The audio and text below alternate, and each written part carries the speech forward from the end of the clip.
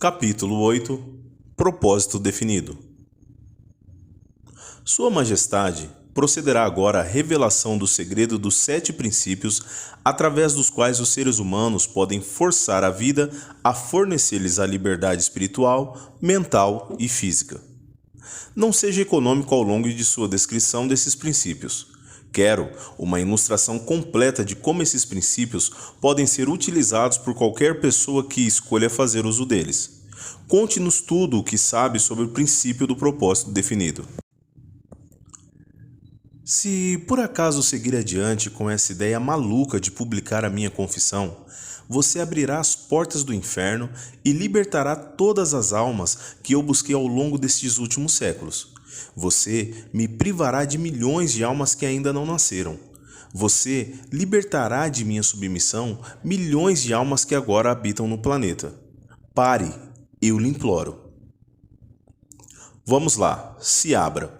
Vamos ouvir o que tem a dizer sobre o princípio do propósito definido. Você está colocando água nas chamas do inferno, mas a responsabilidade é sua, não minha. Eu posso, sem sombra de dúvida, também dizer que qualquer ser humano que esteja firme em seus planos e metas pode fazer a vida entregar a ele exatamente aquilo que ele deseja.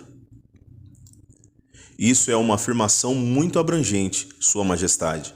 Você poderia diminuir um pouco o escopo de sua afirmação. Diminuir? Não desejo aumentar. Quando ouvir o que eu tenho a dizer, você entenderá por que o princípio da definição de propósito é tão importante. A minha oposição usa um truque muito esperto para me enganar e tirar o meu controle sobre as pessoas, porque, na verdade, a oposição sabe que o princípio da definição de propósito fecha a porta da mente de qualquer um contra mim de tal forma que eu não consigo invadir, a não ser induzindo essa pessoa ao hábito da alienação. Por que a sua oposição não revela o seu segredo a todas as pessoas, contando a elas como evitá-lo, através de um propósito definido? Você já admitiu que de cada 100 pessoas, apenas 2 permanecem à sua oposição. Porque sou mais esperto que a minha oposição. Eu afasto as pessoas de suas definições através de minhas promessas. Como você pode ver, controlo mais pessoas do que a minha oposição, porque sou um melhor vendedor e também um grande showman. Eu atraio as pessoas alienando-as deliberadamente com os seus próprios hábitos de pensamentos, nos quais elas se satisfazem.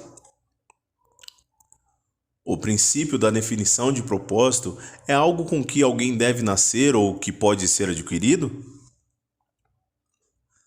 Todas as pessoas, conforme eu já disse antes, nascem com o privilégio e com o potencial de terem a definição de propósito. Mas 98 de cada 100 pessoas perdem esse privilégio porque não o utilizam e nem tomam consciência de sua existência.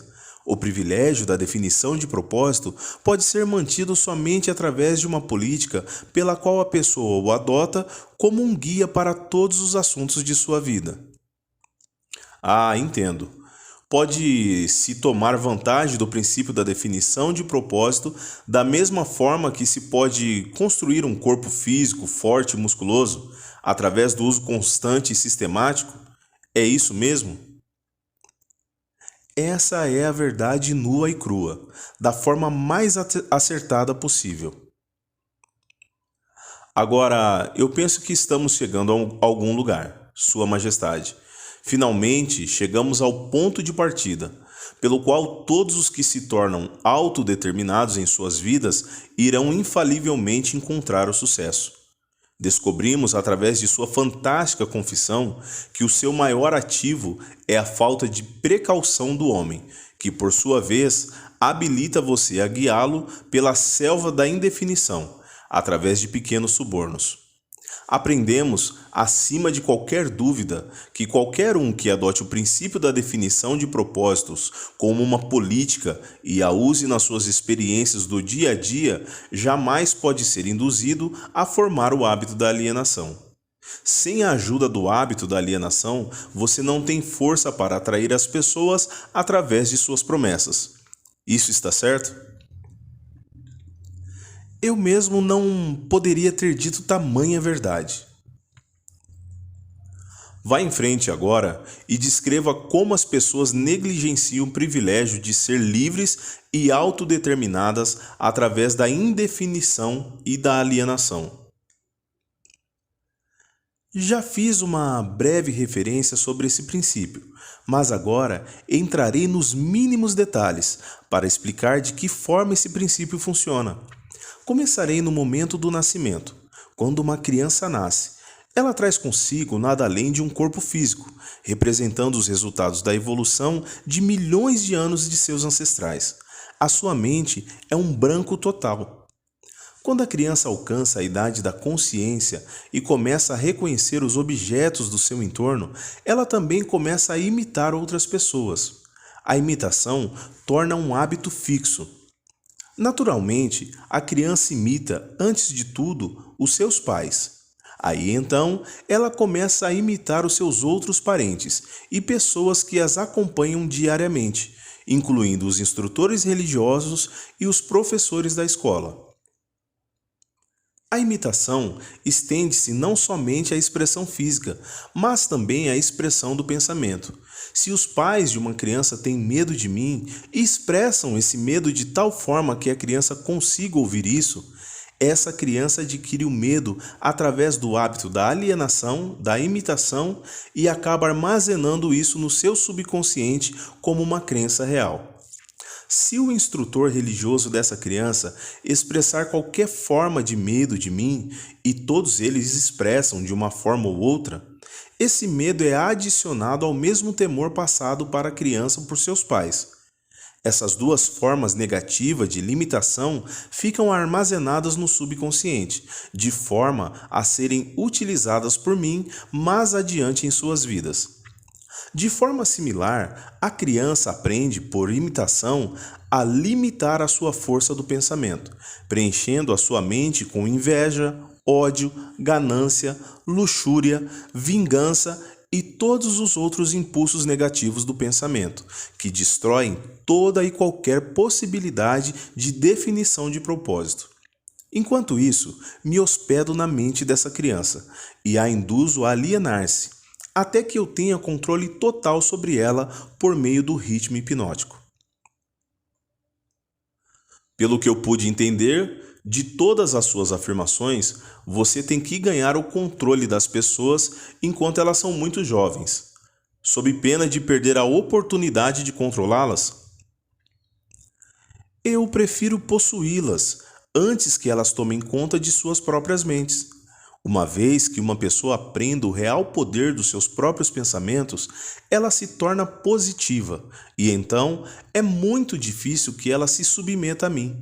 Na verdade, não tenho poder sobre nenhum ser humano que descubra e use o princípio da definição do propósito. O hábito da definição de propósito seria uma proteção permanente contra o seu controle? Não. De certa forma, não. A definição fecha a porta da mente para mim, mas ela só mantém as portas fechadas contanto que a pessoa siga o princípio de forma sistemática e permanente, fazendo dele um hábito de vida. Uma vez que a pessoa hesite, procrastine ou torne-se indefinida sobre qualquer coisa, ela está apenas a um passo de deixar essa proteção e ser envolvida por mim e pelo meu controle.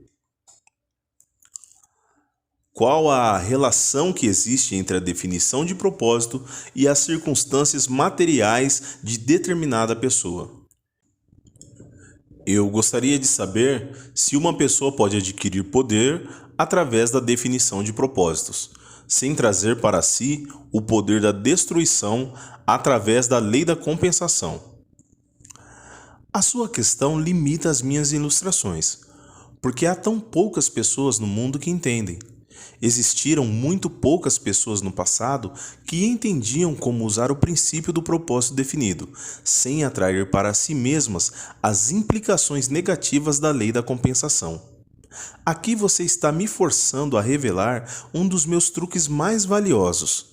Estou para contar a você que eventualmente trago novamente para minha causa todos aqueles que escapam de mim temporariamente, através do princípio da definição de propósito. A forma de como eu faço essas pessoas retornarem a mim é simplesmente preenchendo as mentes delas com ganância por poder e amor pela expressão egocêntrica, até o limite de um indivíduo cair no hábito da violação dos direitos dos outros. Aí então, entro com a lei da compensação e imediatamente retomo a minha vítima. Então eu vejo, baseado em suas próprias admissões, que o princípio da definição de propósito pode ser perigoso proporcionalmente à possibilidade de tornar-se uma forma de poder. Isso é uma verdade? Sim. E o que é mais importante, cada princípio do bem carrega consigo a semente de um perigo equivalente. É difícil acreditar nisso. Que perigo, por exemplo, pode haver no hábito do amor à verdade? O perigo encontra-se na palavra hábito. Todos os hábitos, com exceção somente aquele do amor à definição de propósito, podem levar à alienação. O amor à verdade, a menos que ele assuma a proporção da procura definitiva por ela, pode se tornar similar a todas as outras boas intenções. E você sabe, é claro, o que faço com boas intenções. O amor pelos parentes também é perigoso? O amor por qualquer coisa ou por qualquer pessoa, exceto o amor pelo propósito definido, pode ser perigoso. O amor é um estado de espírito que encobre a razão, limita a força de vontade e cega a mente para os fatos e para a verdade. Todos aqueles que se tornam autodeterminados e ganham liberdade espiritual para pensar os seus próprios pensamentos devem examinar cuidadosamente cada emoção, mesmo aquela mais vaga relacionada ao amor. Você pode ficar surpreso em saber que o amor é uma das minhas iscas mais efetivas. Com ele, trago para o hábito da alienação aqueles que não consegui atrair com mais nada. E é por isso que o coloquei encabeçando a minha lista de subornos. Mostre-me aquilo que uma pessoa mais ama e eu terei a chave para saber como essa pessoa pode ser induzida a alienar-se, até o ponto de eu fisgá-la com o ritmo hipnótico.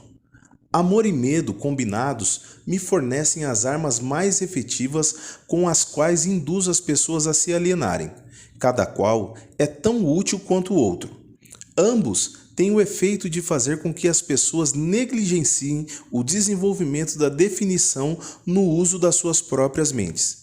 Dê-me o controle sobre os medos de uma pessoa e adicionalmente me conte o que ela mais ama.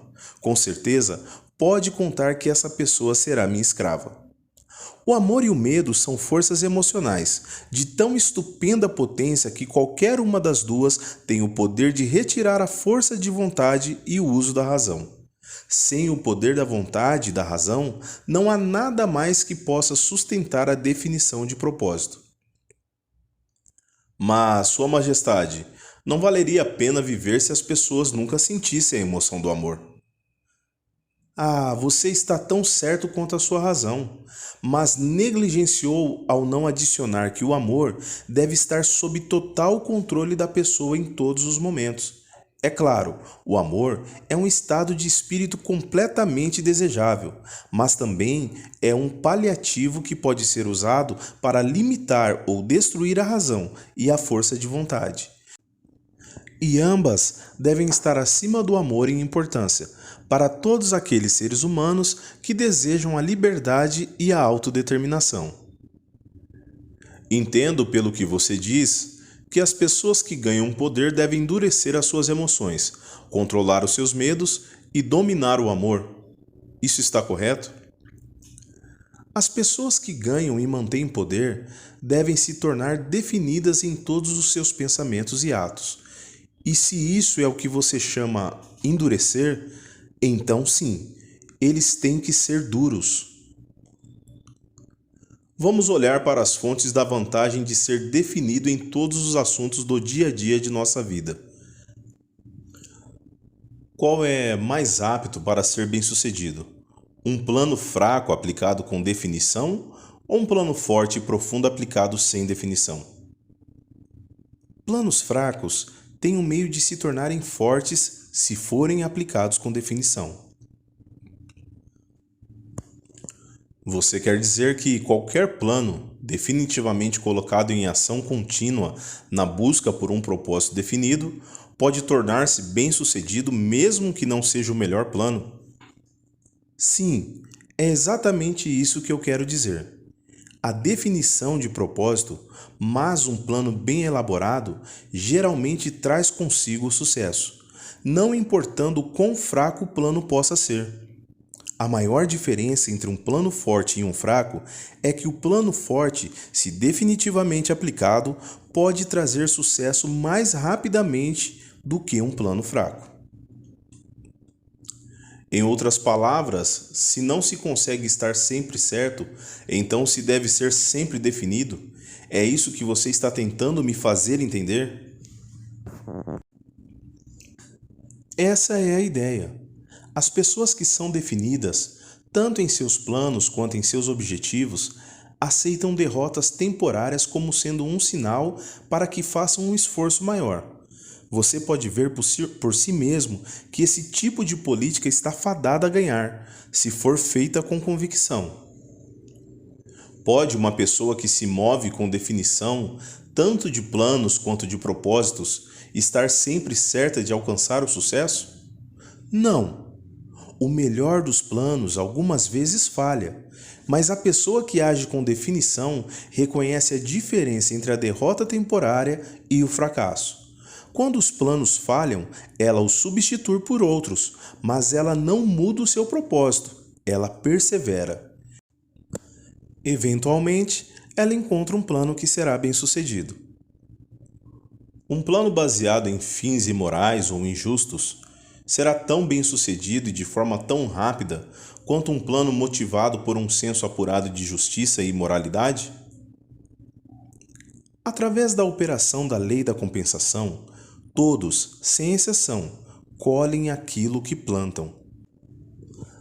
Planos baseados em motivos injustos ou imorais podem trazer sucesso temporário, mas sucesso duradouro deve levar em consideração a quarta dimensão: o tempo. O tempo é o inimigo da imoralidade e da justiça. Ele é o amigo da justiça e da moralidade. O fracasso em reconhecer esse fato como verdadeiro tem sido responsável pela onda de crimes entre jovens do mundo inteiro. A mente jovem e inexperiente pode frequentemente cometer o erro de avaliar sucesso temporário como algo permanente.